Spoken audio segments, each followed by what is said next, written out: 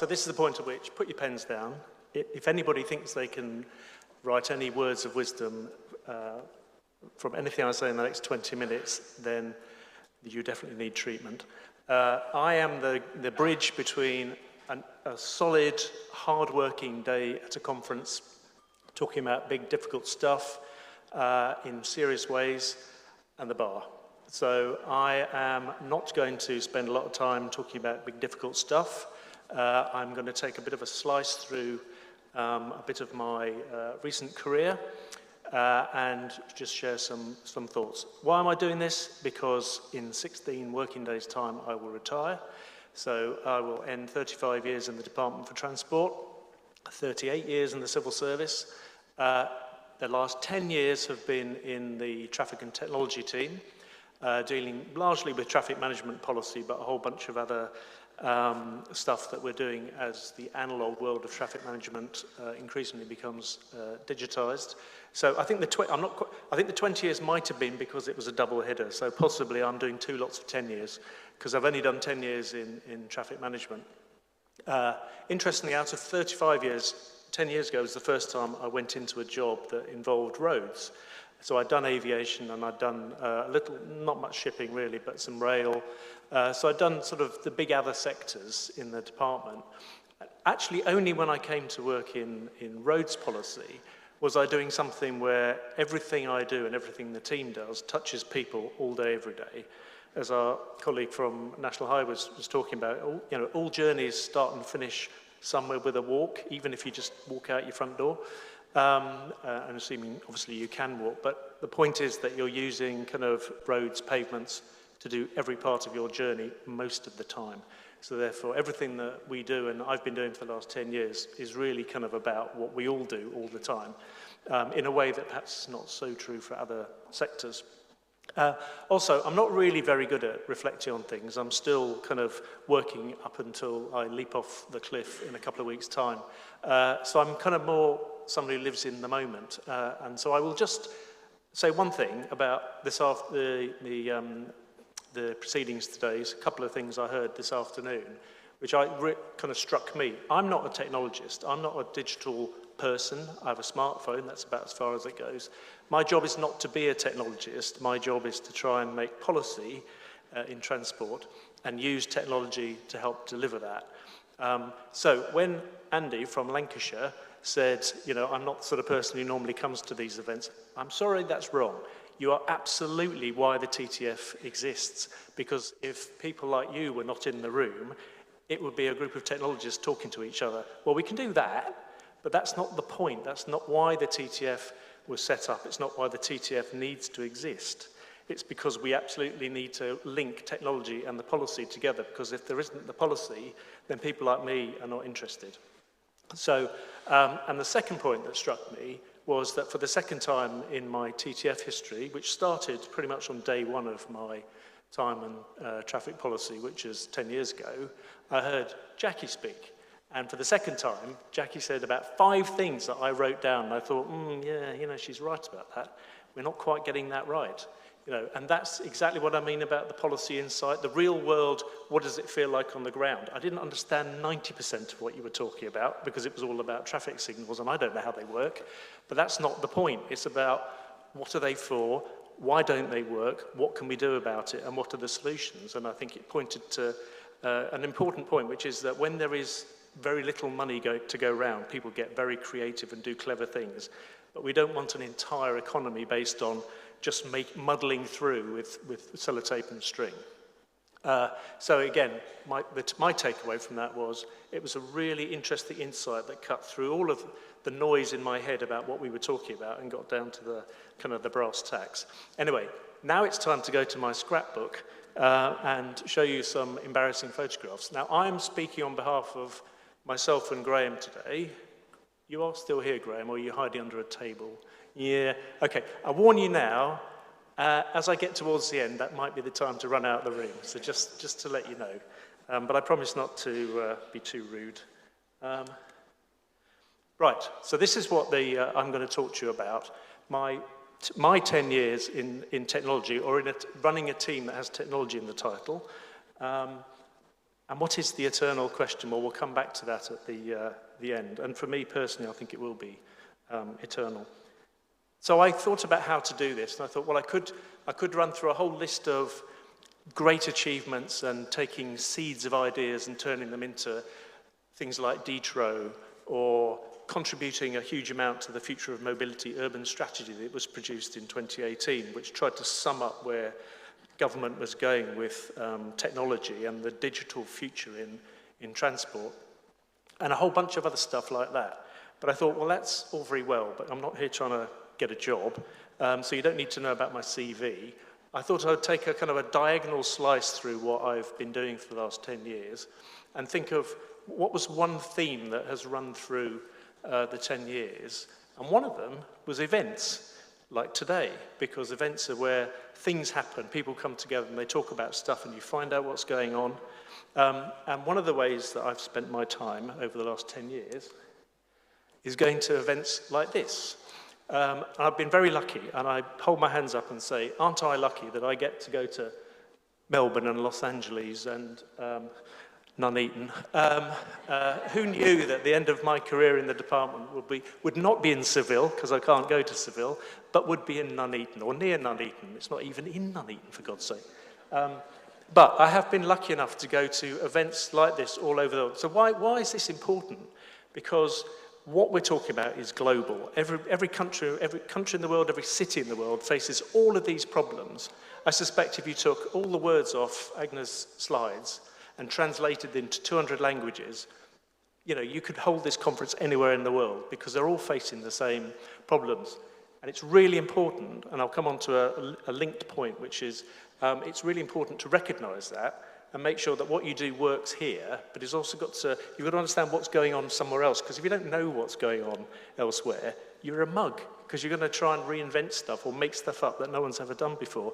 And most of you in industry spend your time going around the world talking to people, and a lot of you are in businesses that are global, because you want to know what's happening across those different borders and in different political jurisdictions. So anyway, point number one, I've been around the world. Aye. Excellent.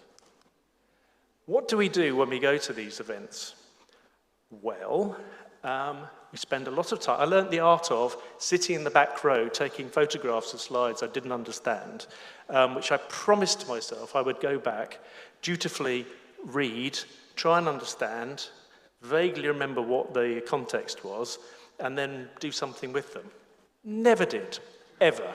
I have pages and pages and pages of this nonsense. Now, I'm not saying each individual slide is full of nonsense, but the process is a bit weird, isn't it? And also, you'll find that the same one or two of them, you'll recognize that they could, if I did a little quiz now and said, was that 10 years ago or 1 year ago? I bet you couldn't tell. Because we were going to have flying unmanned drone taxis in 2017. And I was told that in Montreal in 2016, in front of 200 people. Someone said, next year in Dubai, you wait and see. Well, I'm still waiting, and I've not seen. So this is a lot of what we do. A lot of what you do is hearing what other people say.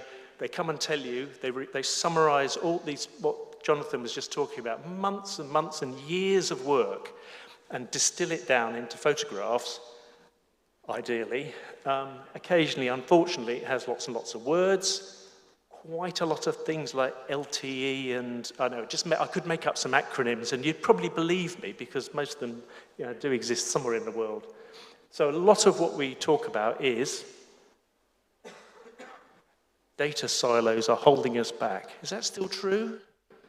I bet it is, isn't it? Come on. So a lot of it is that this is the serious bit. I'm dressing up a semi-serious point in a rather frivolous way because it's that time of day and you're waiting to go to the bar.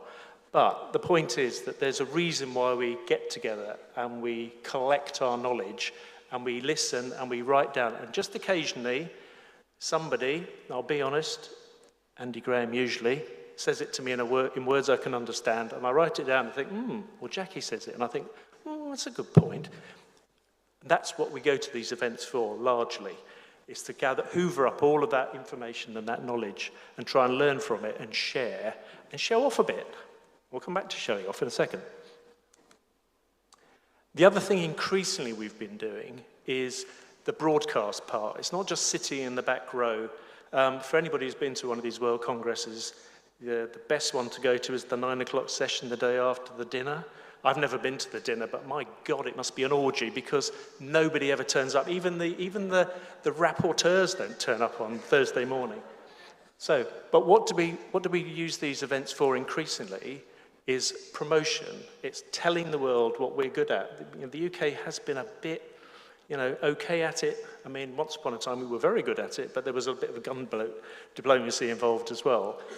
Selling our wares, promoting what we do, and increasingly, and I think in the last few years in particular, we have got really good at it. And partly, that's because we've got an excellent team with Paula and co, and we've got Darren driving it hard. And we've got lots of stakeholders, many of them in this room, willing to kind of come along, support and see the benefit of doing this. And government cares. So government puts a bit of money into making a nice stand. Usually we try and get the prime spot, and then we get everyone to come and talk to us. And we have in the Union Jack a logo that pretty much everyone understands. So increasingly, we use these opportunities to bring people to us. So it's not just about us scurrying around in darkened rooms listening to obscure presentations about very technical issues. Quite a lot of it is actually about talking to people, getting business, drawing in people, potential customers. And the department's very happy to be associated with this, to be facilitating all of this discussion. You don't always know what's going to come out of it. But if you don't do it, you're never going to find out. So this has been a particularly important part of what we've been doing at particularly the kind of European and World Congresses. Unfortunately, the lady in the mask in the top right, Trudy Harrison, was one of our ministers. That's about the only time I can think of. That was in Hamburg.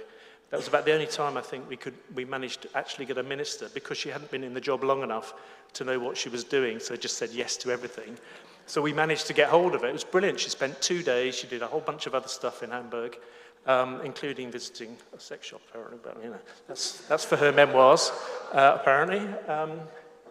But she came and visited the stand. She became that focal point. If we don't get a minister, we get the ambassador. We get somebody to be the focal point. So as I say, that's increasingly been one of the things that we use these events for. They're very much business. They're about getting business done, promoting the UK, and showing that we are on that kind of world stage.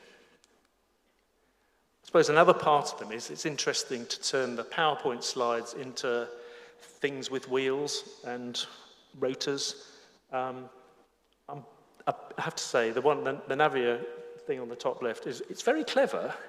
I'm getting a bit sick of the sides of it, because sort of every Congress for, I don't know, that feels like the last several years, it's kind of the same one going up and down and up and down, We're going to get there one day, but it feels like it would be quite good to move on beyond that.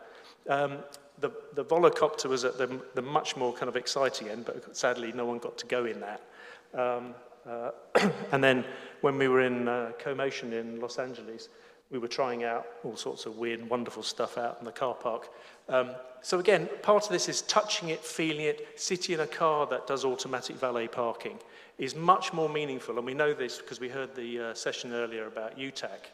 Showing people things working, letting off an airbag. That's what people remember.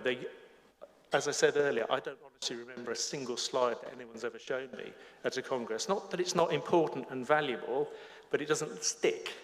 And when you're in the world of, like I am, where policy meets politics, sometimes the important thing is, particularly if you're bidding for money, is you've got to make things stick.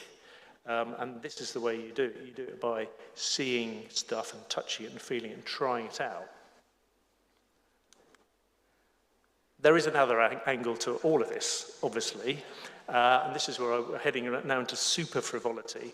But again, there's a serious point in all this, that one of the ways that we as a team, we as a department, we as the sector who care about this stuff, know each other is because we spend time together.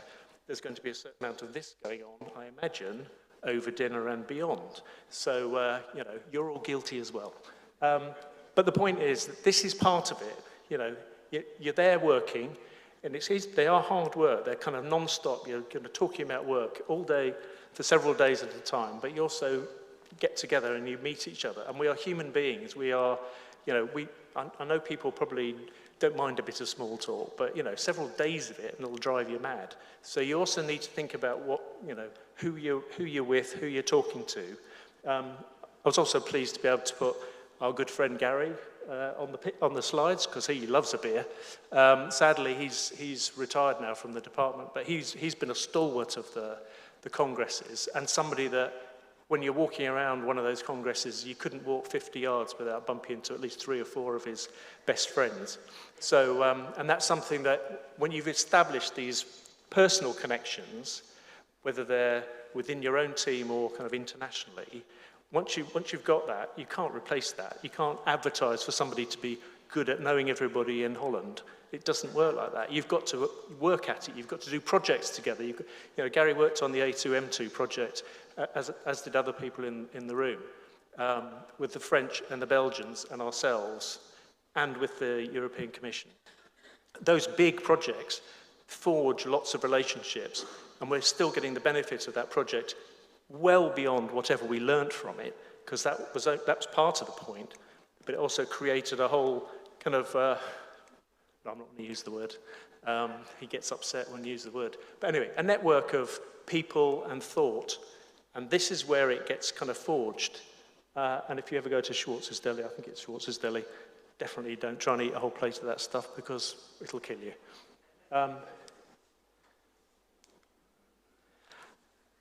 I was going to warn you, wasn't I, Graham? Sorry, I apologise. I should have warned you, just in case you want to leave. Anyway, I'm not going to be too rude to him.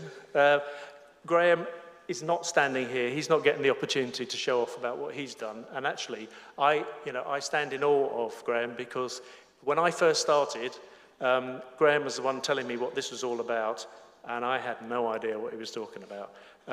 And he knew everybody. He introduced me to absolutely anybody I needed to meet, whether it was in the UK or elsewhere. Without him, I don't think a lot of this, I doubt we would be sitting in this room today having this sort of conference without him. He's been the kind of stalwarts behind the scenes and also in the front, having most of the ideas. Graham is probably the absolute master of commissioning a piece of work to tell him what he knows already. And that is important, because you need the proof, you need the evidence, you need the reinforcement. But he wasn't guessing at what the questions were that we were asking when we did a big data discovery about local transport data. We kind of knew what we wanted it to say. I think we may have actually written some of it. But anyway, that's not the point. It then gave birth to a whole bunch of other projects. And I suppose my challenge for us is that, well, who's going to do this next? Where's the next set of ideas going to come from? And I guess the TTF this is the seedbed. So if we're going to have big ideas about what we're doing now and how we're going to make it grow and deliver over the next 10 years, well, we're going to need to have some of what Graham brought to the show, which was understanding transport, but actually having ideas about what to do about it. But I can't let this go without just letting you know that there is a missing photograph, isn't there, Graham? The top left is Graham looking interested and asking this very nice woman about her electric moped scooter bike thing in Eindhoven. And the second picture is the one just after he had a go at riding it around inside the conference hall and ended up hitting a wall, and I think possibly took out a couple of exhibition stands, which kind of explains his slightly sheepish but happy look in the second photograph. I'll probably just leave those pictures there because they say what they need to say. But anyway, it's a big. We're both leaving in the next couple of weeks. I think from a transport technology point of view, I'll be a lingering small shadow, but I mean, Graham has left a big imprint. And in fact, let's give him a round of applause. Come on.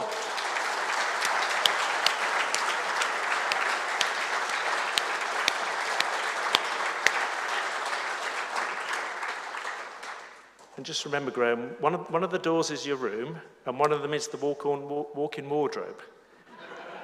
Before you come out tonight, put a little marker on one of them, just so you know, okay? Live and learn. Right, I'm going to finish now, because I think I've no idea how long that's taken. I've really enjoyed these sessions, and this has turned into such a huge event. And having sat in the first one 10 years ago, I think it was probably shortly after Steve Gooding had a hand in getting a TTF industry thing set up. And I turned up, no idea what was going on, and Daniel Ruiz was chairing it, and he turned to me and said, so what we could really do with, I think we've concluded, is about 300,000. So, and then he looked at me, big silence in the room, and I thought, that's why they invited me. It's not like that anymore. We happily pay for what we pay for, but the point is that this feels much more a collaboration between public and private sector, with government sit in the middle, trying to, particularly with local government, trying to kind of help glue things together and provide TTF being the sort of the UTMC of technology thinking. So you can read it for yourself, so I won't, the punchline is on the page. That is the question, genuinely, that from day one I was trying to get the answer to. I think 3 or 4 years in, I think I could finally answer the question, what is CITS? And then some swine told me, oh, no, it's not cooperative. No, it's collaborative. And I thought, no, hang on a second. I'm sure it wasn't. And then, didn't we start with, wasn't it about connect? Who said it was connected? So unless it's just an elaborate prank, I think CITS has just become whatever the hell you want it to be. So who cares? But I've been saying for a while, let's think of a better name. So anyway, I don't need to know. I've never needed to know. I'm surrounded by lots of experts who do know. I've had a great time trying to make head nor tail, and I've made neither, of many of the things I've heard about. But I'll come back to my point at the beginning. The fact is, all of this stuff does really matter, because when you want to cross the road without getting killed, it'd be quite nice if that button worked. And that's a message that we try to take back to colleagues in the department. Don't forget the small stuff, and do sweat the small stuff. I've had a great time. I've had a long career. I've enjoyed nearly all of it. And I'm so glad that I've laid it to rest in Hinckley. So thank you, and I'll see you in the bar.